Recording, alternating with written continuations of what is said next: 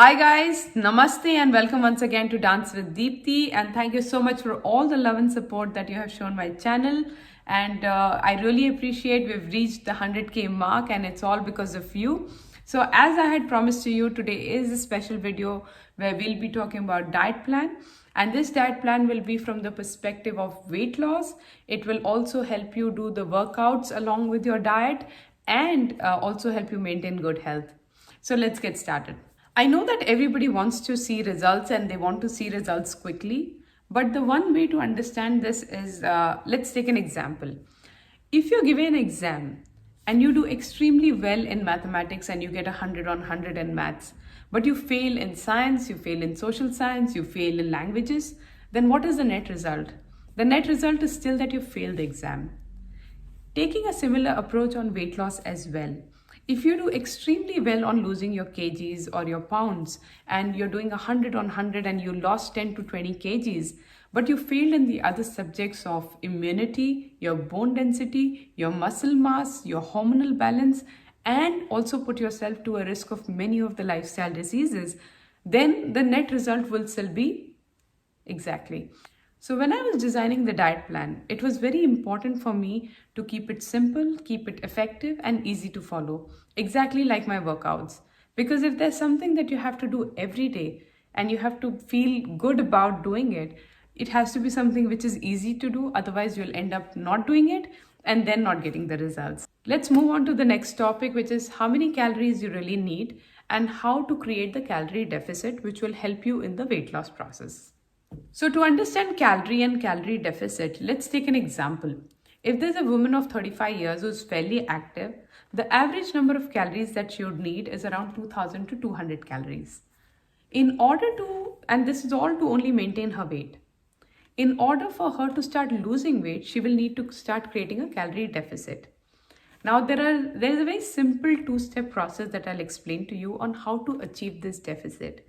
The first step is by reducing your calorie intake, which basically means you start consuming lesser calories. And the best way to do it is reduce it by 250 to 300 calories without affecting your health. And that's how you can easily get 250 to 300 calorie deficit through your diet itself. The second step of the process is to start introducing activities in your lifestyle, which basically means that if you're doing a 30-minute workout with me and you're burning 300 calories, then that 300 calorie also creates a 300 calorie deficit. So what we effectively get is you get 300 calories from your diet, you get another 300 calories from your activity. So you've already created a deficit of 600 calories, which will all help in her losing her weight. Now I know what you're thinking. What if I start introducing more deficit in my diet and my activities and go for a much larger deficit in general? Now, one thing you have to watch out for is, again, going back to the old example, that we don't want to win in one and fail in the rest of the exams. So what I'll still do is give you a simple hack to this. What you can do very, very safely is that you keep the 300 calorie deficit in your diet, and instead you play on the activity front. And instead of burning 300 calories on a half an hour workout, what you can do is you can do 1 hour workout every single day, burn 500 to 600 calories out of it. And when you put them together, you get a total of 900 calorie deficit, which is extremely good for weight loss. So now you understand the math, and it's very, very simple on how to achieve weight loss without compromising your food, without going on crash diets, and also maintaining your health. Let me share a fun fact with you. A lot of my workouts are actually designed as steady state cardio workouts, which basically means that they keep you in the fat burning zone for a longer time by maintaining your heart rate at that certain level, and which also means that you end up burning more fat calories than regular calories. The benefit is you tend to burn more fat and you become leaner and also lose weight at the same time. So my first tip to you is, don't work hard, work smart. Once you understand how things work, it will be much easier for you to adapt it in your lifestyle and see the changes that you've always wanted to see. A lot of people have reached out to me on what should I eat? Should I completely leave rice and roti? Should I completely stop carbohydrates? Should I increase my protein intake? Will eating fat make me fat? Now, these are very basic questions. All these questions revolve around three main areas, which are also the building blocks of our diet: carbohydrates, proteins, and fats. So, let me tell you this. Here is a very simple diagram of what your plate should look like. Now, almost 50 to 60% of your plate actually should come from carbohydrates. Around 35 to 45% comes from protein, and the rest comes from fat. Now, this is what a balanced plate looks like. And what I've also highlighted around here is some of the food choices that are going with each of these building blocks. Now, you can see that vegetables and fruits are also carbohydrates that are part of your diet. And they also come packed with a lot of minerals, vitamins, and antioxidants. So if you try to take carbohydrates out of your diet, you will also be missing a whole lot of these other things which come packaged along with carbohydrate, including your fiber.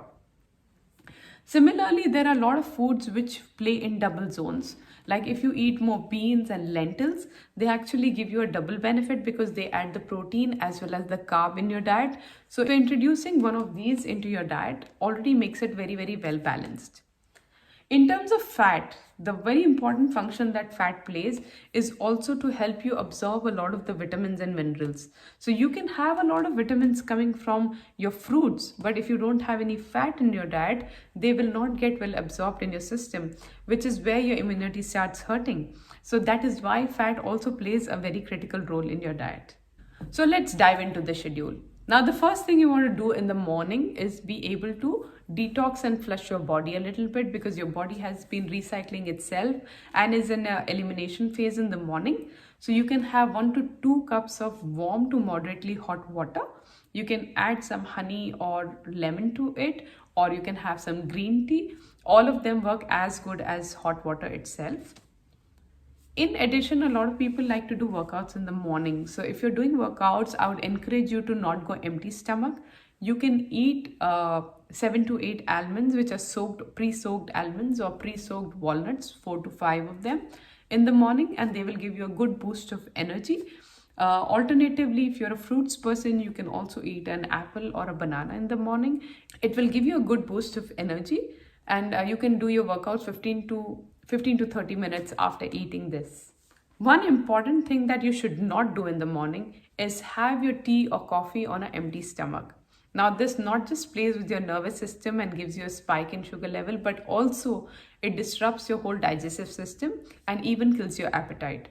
So the one important change that you need to make is that your tea and coffee has to come along with your breakfast. Say for example, you're taking your breakfast around 8:30. Please eat a nice wholesome breakfast. So you can eat very, very traditional choices like upma, you can have poha, or you can even eat two servings of idli along with sambar and chutney. Another good option could be a whole wheat sandwich. If you don't have too much time, then you can put a green chutney on your sandwich along with cucumber and tomato, and that's a very good healthy way of filling up your stomach in the morning. If you have access, you can even put avocado and tomato into your sandwich, and that also makes for great breakfast in the morning.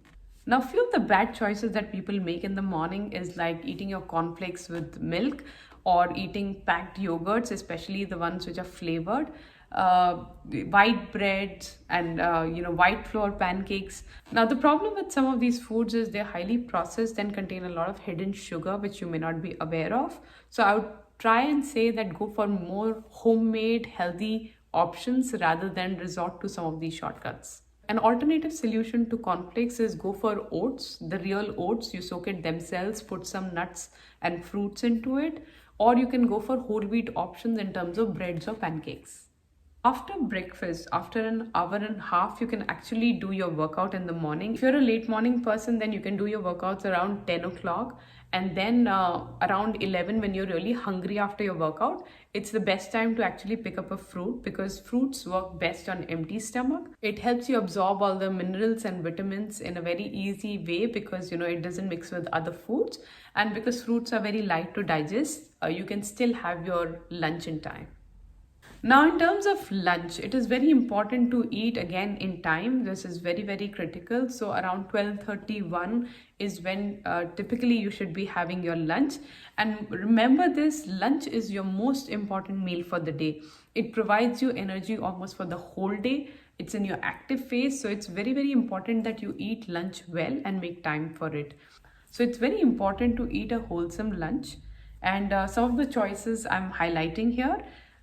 What you need to understand here in the choices is that we have a good balance of carbs, protein, fats in the entire diet, and we need to have all of these components to give ourselves that full experience. Now, especially for non-veg eaters, now whenever you have a portion of non-veg on your plate, I would encourage you to also have a portion of vegetables or lentils on your plate, because what happens is that they do provide a lot of fiber and other nutrients that you're required to help aid your digestion and absorption. So when you mix both of them on a diet plate together, they actually give you better results than eating only the non-veg.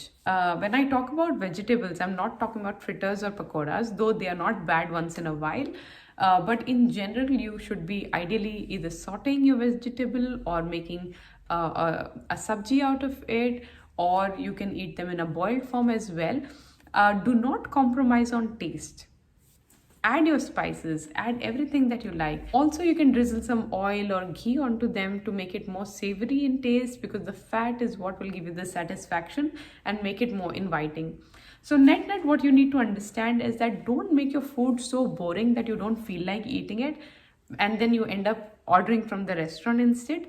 Make food good choices and make them wholesome with a lot of flavor, so that you feel like eating them. Now, after eating a nice heavy lunch, you basically want to give some gap enough for it to fully digest and get utilized as energy. Stay active. A lot of people like to sleep in the afternoon. I would say that please don't sleep after your heavy meal. What you can do is you can wait for 1 hour, 1.5 hours to 2 hours before you take a nap. An afternoon nap is good for 15 to 30 minutes, but anything more than that might actually not let you sleep in the night. Now, coming to the evenings, a lot of people have a tendency to give a very big gap between their lunches and their dinners. Now, that gap is also not good. I'm not saying that you have to eat every 2 to 3 hours, but if you're really hungry in the evening, again, the same principle. When you are on an empty stomach, that's the best time to pick up a fruit. Or alternatively, you can make something like a chaat, which is basically one protein element. It could be chana, it could be peanuts, it could be some form of boiled beans. And you can toss it with cucumber, you can toss it with tomatoes, beetroot, make a mix, add some nice masala onto it, and you can eat it in the evening. So that's a very good protein food that you can eat in the evening. Can also work as a very good pre-workout meal if you want some more energy. And if you're doing your workouts in the evening, then you can easily do your workouts around 5:36 and still get the benefit. Last but obviously not the least is the dinner. And this is one of the important considerations we need to have, is that you need to start eating your dinners early. And that is very, very critical, because no matter what you're eating, even if you're eating salad for dinner and you eat it at 10 o'clock, it will still go wrong.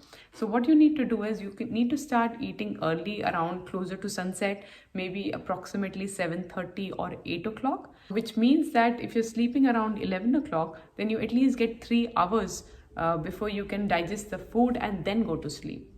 Now, a lot of people are used to cutting down carbs completely from their dinner time diet. And I don't encourage that, because in the night time as well, you have a need for the carb. So it's very important to keep that meal equally balanced. And here are some of the choices that I've highlighted. Khichdi actually is a superfood by itself. It's a very, very complete meal. You can have it with white rice, you can have it with dalia, which is basically cracked wheat. You can have it with moong dal or masri dal, depending on which one you prefer. You can add the vegetables that you like into it, and then you can also drizzle some ghee on top and add a few of the spices if you like, to make it a little more fun. It is very light and easy to digest on the stomach as well.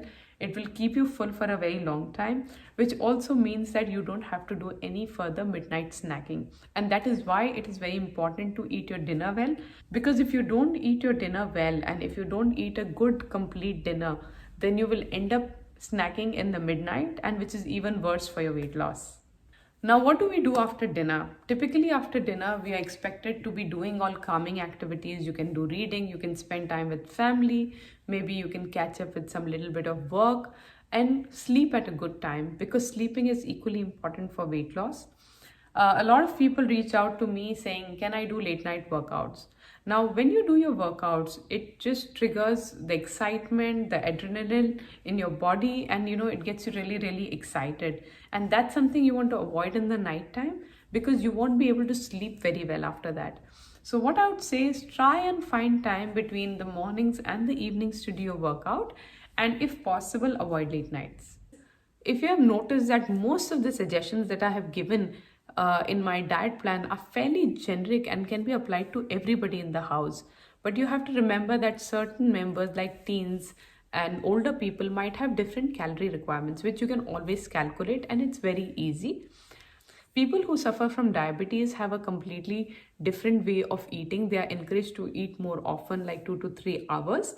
You can use some of the healthy eating principles, but it is always better to work with a nutritionist or a dietitian to get the right diet for you. Similarly, people who are suffering from PCOS, I would encourage you to start following some of the healthy habits, include more leaner meats into your diet, and eat a lot of bright colored vegetables and vegetables in your diet. There are some other considerations which are very specific. Again, I would encourage you to go to a nutritionist or a dietitian to get a meal plan that works for you. But these are some of the generic guidelines which will really help you put yourself on track in terms of what to eat and when to eat. So with that said, that's how we summarize the day. It is very, very simple. Throughout the day, I did not mention, but throughout the day, try and take at least 2 liters of water into your body, because that's really, really helpful to keep the system going. We are made up of water dominantly, so it's going to be very useful. And I hope you find these tips useful. If there are more topics that you want me to touch upon in terms of diet, in terms of overall daily course of lifestyle, please let me know in the comment section. If I don't reply to you in the comment section, mostly I'm collecting the points for a future video. So you will see them coming. So don't worry if I don't answer you fully. With that said, thank you again. Keep watching. If you like it, please don't forget to share it with other people who might also find it useful. Thank you, and for next time, see you again. Bye.